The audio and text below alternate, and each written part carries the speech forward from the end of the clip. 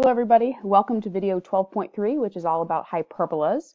Let's just keep the good times rolling and hear about this lovely conic comparative to an ellipse and a circle.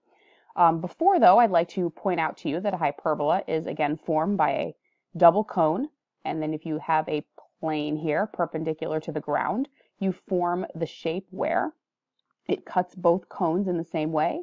So you create a hyperbola shape. And there's actually also going to be asymptotes in between those as well. And I'll talk about where that comes from.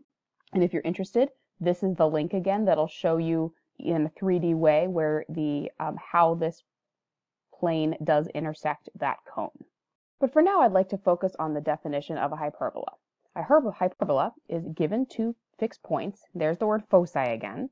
A hyperbola is the set of all points in a plane such that the difference of the distances to each fixed point or each focus is constant. Now I'm going to quickly go over to the smartboard document I made here for an ellipse the other day. And remember that an ellipse is really formed by the sum of the distances to each point. So what I did the other day was I drew this point here in blue, and then I drew two blue distances to both foci, and I said that the sum of these two blues are the same as these two red distances and the sum of these two green distances. A hyperbola is the exact opposite. It isn't the sum of the distances, it's the difference of the distances. And because that is somewhat related to an ellipse, if you think about it, I've had some students say to me in the past, is a hyperbola somewhat of an inside-out ellipse? Well, if this is an ellipse originally, where I have my two foci, F1 and F2, if I am thinking about that it's kind of like a ellipse inside out, your hyperbola would end up looking something like this. Pretend like you cut this ellipse in half. Your hyperbola would be inside out. It would end up looking like this and have some lines you can't cross here in the middle. And so that's where hyperbola comes from. In my opinion, it comes from an ellipse originally. And so the main thing is that you're doing the differences of the distances from the foci, which would be here and here, versus the sums. So if we continue down here and we look at the aspects of hyperbola, it is somewhat related to an ellipse. But first, let me show you what these will generally look like. If I have a horizontal hyperbola, that means that your x value is going to be positive. And I'll write that again in a little bit. But the horizontal one would look something like this. Your pieces of the hyperbola will be facing left and right, and your asymptotes will be in the middle here. If I have a vertical hyperbola, the pieces of my hyperbola will be facing up and down, which does make sense. And then my asymptotes would look something like this. And we will find the equations of those in a little bit. Now what I want to point out to you is that a hyperbola only has one set of vertices. So notice that A is defined as the distance from the center to the vertices. There's no major axis necessarily, there's no minor. You could still think of this somewhat as a major axis because that helps determine what direction, but there's only one set of vertices in both situations. B is going to be the distance from the center to the rectangle, whose diagonals determine the asymptotes. Eventually, when we do an example, we're going to draw a little rectangle here in the middle that helps determine where the hyperbola is centered and how it's shaped, and we'll talk about that. And C is still going to be, like an ellipse, the distance from the center to the foci. And notice that we're using the Pythagorean theorem relationship again. Something else I'd like to point out to you at this time is that the hyperbola equations have a minus in the middle, and notice that the Pythagorean theorem is a plus. Similar relationship to, if I go back to the ellipse video here, we had the ellipse equation had a plus in the middle, and the Pythagorean theorem had a minus in there. So please just keep in mind that that opposite relationship is there. And I'd like to point something out about how you determine A, or which way this goes. So I'm going to pause the video for a second and I'm going to write something down, and then I'm going to unpause and explain. So please pause now. Okay, so this is what I want to point out. The A, or the distance from the center to the vertices, or how you tell what kind of hyperbola it is, horizontal or vertical, the A value of a hyperbola is not, like an ellipse, determined by which denominator is larger. Like in the last video here, we knew that this was a horizontal-based ellipse because it was underneath the x value. So it's not the same. However, a hyperbola is determined which variable is positive. So if I looked at this situation, notice that the x value here is positive, and because of the subtraction, this is negative. So that's why this is a horizontally based hyperbola. However, this example, the y is positive, and you're subtracting the x, which is why this is a y-based hyperbola. So let's go to our first example. Graph this in standard form. Now I know it's a hyperbola because I have a subtraction in the middle, and it's equal to 1 like an ellipse. And also like an ellipse, I can determine the center right away. X minus 2 would give me 2, comma, -1 for my center. So I'm going to graph the point 2, -1 over here. My a value is determined, again, not by which one is larger, by which one is positive. Because the x is positive, I know that my a value, because this is really a squared, my a value must be 3, and my b value must be 8. So I'm going to write a little note here that this is going to be a horizontal hyperbola because this is positive. Okay. So let me graph, let me use these to help me as well.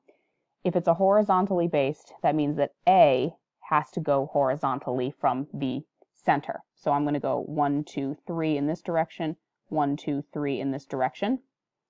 And then B, I'm going to go up 8. 1, 2, 3, 4, 5, 6, 7, 8, and down 1, 2, 3, 4, 5, 6, 7, 8. Now what I would do next, again, I have a note down here, use A and B to draw your rectangle. So this is the center. These are going to be my vertices, these ones in green. But let's draw a little rectangle that connects all the points I just drew. Because this is going to help determine my asymptotes, help determine what the hyperbola looks like. So there's my little rectangle. This little piece shouldn't be here, right there. Okay. So if I want a general picture, I know because my hyperbola is horizontal that these right here are my vertices. So my graph is going to look something like this if I do a sketch. I know that they're going to be facing left and right, but the rectangle is there so that I can determine what my asymptotes are. And so my asymptotes are going to look something like this. They're going to go from corner to corner, corner to corner. To the best of my ability, and they're going to go through that center point there. This would be asymptote number 1, and this would be asymptote number 2. It's easier said than done drawing it on here. Try your best, though, to hit the corner, and the center. Okay. So now that I have this picture, I can actually tell what my vertices are. So here and here. So that would be at -1, -1, and at 5, -1. My asymptotes are determined by finding an equation of a line. And if you remember point slope form, which is y minus y1 equals mx minus x1, we're going to leave all of our asymptotes in this format. And how do we determine what we use? Well, I know that both asymptotes for sure go through the center point. So I'm going to use the center, which was 2, -1, in my equations.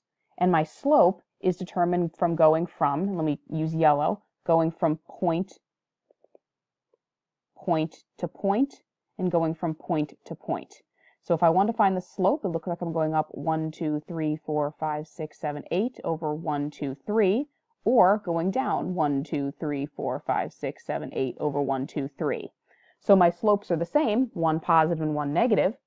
So my answer for the asymptotes would look something like this. Y minus y1, which is really -1, equals the slope, which we said was positive and negative 8/3 based on the counting, x minus 2. So if I want to make this a little bit more simple, I'll make this to a plus. So these would be the equations of my two asymptotes right here. To find the foci, my relationship is again the Pythagorean theorem. And because I have a minus in here, c squared equals a squared plus b squared this time. I know what a and b are, so I can find that c squared equals a squared, which is 9, b squared, which is 64, which would be c squared equals 73. So c must equal the square root of 73. And because my foci, again, have to be on the major axis or the one with the vertices, I would start at my center and then count left and right. So I'm going to write a little note here that the foci have to be x-based. And so my center is at 2, -1 again. So my foci if I'm starting at 2, I'd have to go root 73 in each direction. So 2 plus root 73, comma, still at -1, and then 2 minus root 73, comma, -1.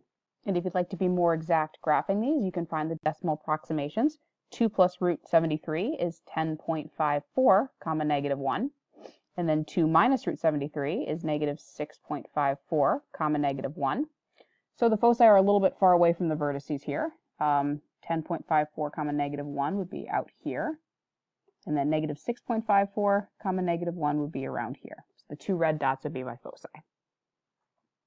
Now notice for this next example, like an ellipse and like a circle, I'm going to give you some that are not in standard form.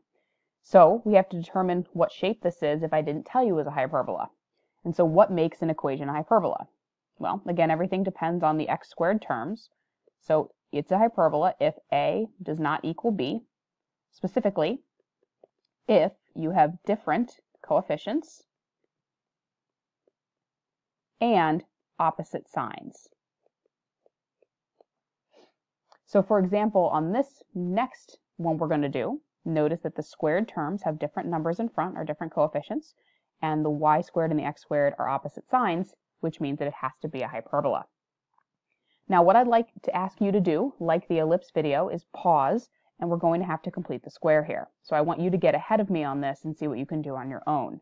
Now as a suggestion, because I know that for hyperbola, one's positive and one's negative, I would suggest keeping the y's first when you rearrange things, because I see it's positive, and positive should be in the front.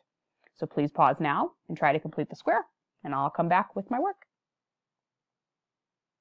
Alright guys, so to check in with you, I moved the 55 over, kept the y's first, took out a GCF of 9, and was left with y squared minus 6y plus 9, got y minus 3 squared. Make sure when you took out a -4 that you took a negative out of a negative and made this a positive 10, which would get this to factor to be x plus 5 quantity squared. And then when I added 55, 81 from here, and -100 from here, I got 36. Now, like an ellipse, we need this equal to 1. So we have to divide everything by 36. So my answer in standard form will be y minus 3 squared over 4 minus x plus 5 squared over 9 equals 1. And so this is what we're going to use to graph. And so if I take a look at what I have, I notice this time that the y value is positive and not the x. So this determines, so this is really a squared and this is really b squared down here. And I'm going to write a note again that this is a vertical hyperbola. Be careful here when you're naming the center. The x this time is over here. So the center would be -5, comma, positive 3. My a value, because the y is positive, is 2, and the b value is 3, which means because I'm vertically based, if I graph the center of -5 up 3, the a is going to go up and down this time because I have a vertical based hyperbola. So I'd go up 2, down 2, and this is where my vertices are going to be. And the rectangle is going to be formed by going 3 in each direction the other way. And so what I would do is connect all of these dots so I eventually can get my asymptotes. Okay. Now, because this is vertically based, again, these two here and here are my vertices. So my picture will look something like this as a sketch. And so my vertices are at the points -5, 5, and -5, 1. If I want to find my asymptotes, remember they start at the center and go through the sides of that rectangle. So one of the asymptotes would look like this, and the other one would look like this. And so my goal, if I bring the work down here, is to find y minus y1 equals m x minus x1, the equation of a line. So we would always start with the center, and we would count up 1, 2, 3, 1, 2, and count, 1, 2, 3, 1, 2. So my slope is plus or minus 3/2. And because the center was at -5, 3, my final answer would look like this. So in the next video, we will continue with this example and then do the last one. Thank you all for sticking with me, and I'll make sure to re-explain the asymptotes in the next video as well.